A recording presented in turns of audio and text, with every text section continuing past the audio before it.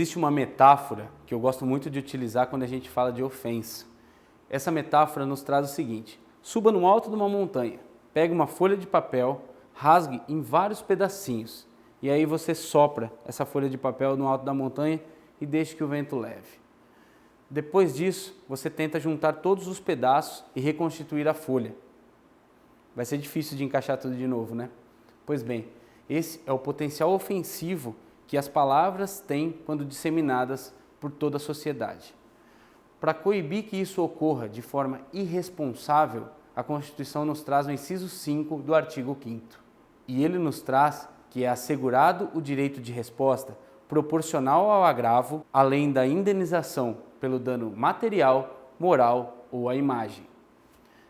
Bom, o próprio inciso nos traz um complemento ao inciso anterior. Se você não assistiu o vídeo anterior, clica aqui do lado, ó, aqui, clica aqui e você vai ver o vídeo anterior, falando como se complementa essa questão do direito de resposta. Por quê?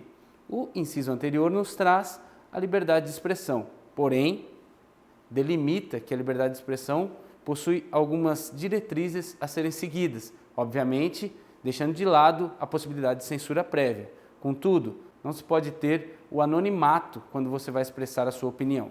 Opinião essa que pode ferir o direito à honra ou à imagem de outra pessoa, de um terceiro, que, sentindo-se ofendido, pode ingressar judicialmente com uma ação e pedir o direito de resposta. Então vamos dar um exemplo.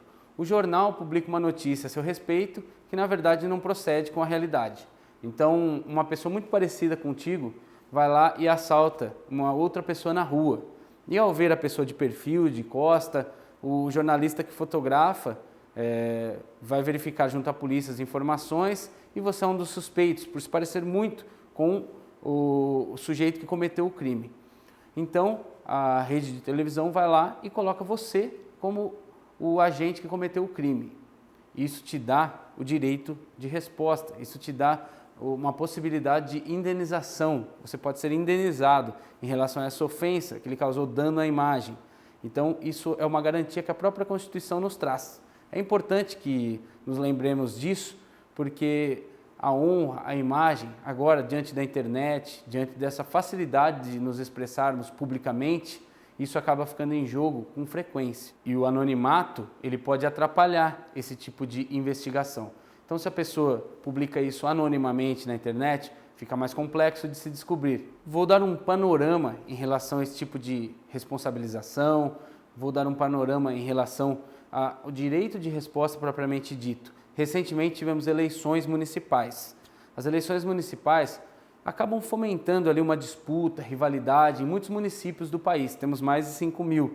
Então, isso costuma ocorrer. E em cada zona eleitoral a gente tem a Justiça Eleitoral, que atua ali no período eleitoral principalmente, e quando há alguma austeridade, alguma divergência ali, pode ser que um dos pleiteantes ao cargo eletivo, ele possa se sentir ofendido e ingresse com pedido de direito de resposta, num jornal, numa rede de televisão, e isso vai acontecer eventualmente também quando ocorre a ofensa na internet. E quando essa ofensa ocorre na internet, o que costuma acontecer? O próprio Poder Judiciário notifica a rede social. Vamos pegar aí um exemplo de rede social, qualquer uma que vocês achem aplicável, não vou citar nenhuma aí, mas a gente pega um exemplo, qualquer rede social, aí a pessoa foi lá e publicou uma ofensa a um eventual candidato. E aí o que vai acontecer? Esse candidato, sentindo-se ofendido, ingressa com uma ação e ele, na parte passiva da ação, ele pede para citar essa rede social para mostrar o IP de quem postou aquilo.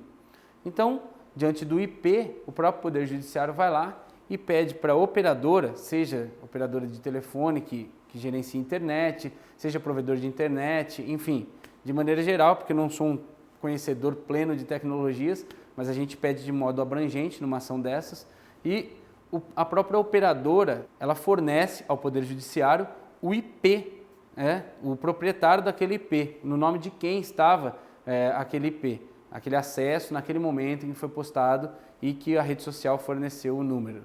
E aí, diante disso, você tem lá a pessoa que possivelmente cometeu e é instaurada uma investigação ali, um inquérito, ela tem que responder perante a justiça quanto àquela ofensa que ela causou de maneira anônima. Então a gente está falando de ofensas causadas de maneira anônima. E aí o anonimato é descoberto e isso acaba sendo muito pior. Então, na via civil, então um anônimo te ofende. Isso também deveria ocorrer. Porém, isso acontece de forma mais lenta, tanto na esfera penal quanto na esfera civil.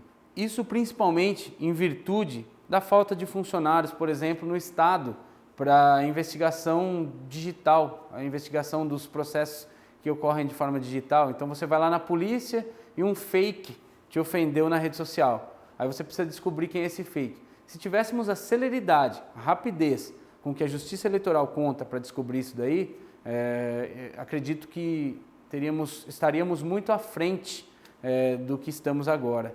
É muito raro vermos um crime contra a honra cometido por um anônimo na internet vir à tona, a não ser quando é contra um famoso, né? Contra essas garotas famosas que aparecem na televisão aí, que aparecem, vazam um nude, não podia falar nude, mas estou falando nude, vaza um nude dela aí, ou podia também, não tem por que não falar, vaza um nude aí, fica todo mundo em cima, é famosa, a polícia vai, investiga rapidinho e mostra, está punida exemplarmente ali quem foi que vazou. Agora, o que acontece no dia a dia, infelizmente, está muito longe do que acontece aí com os famosos que servem para dar exemplo. Eu até entendo, há uma falta de funcionários na própria Polícia Civil dos estados, há uma falta de servidores aí para cooperar com isso daí, então a gente entende essa lentidão, estamos muito longe do ideal.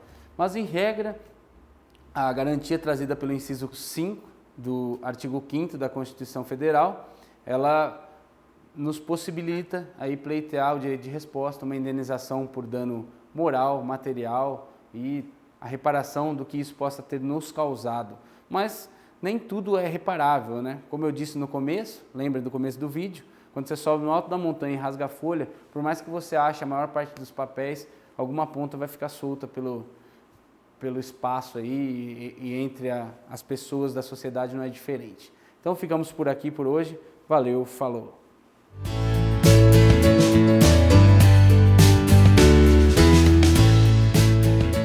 Notifica, vamos supor aí o Facebook. Notifica o Facebook para... não podia falar Facebook, né? Vou falar rede social. Notifica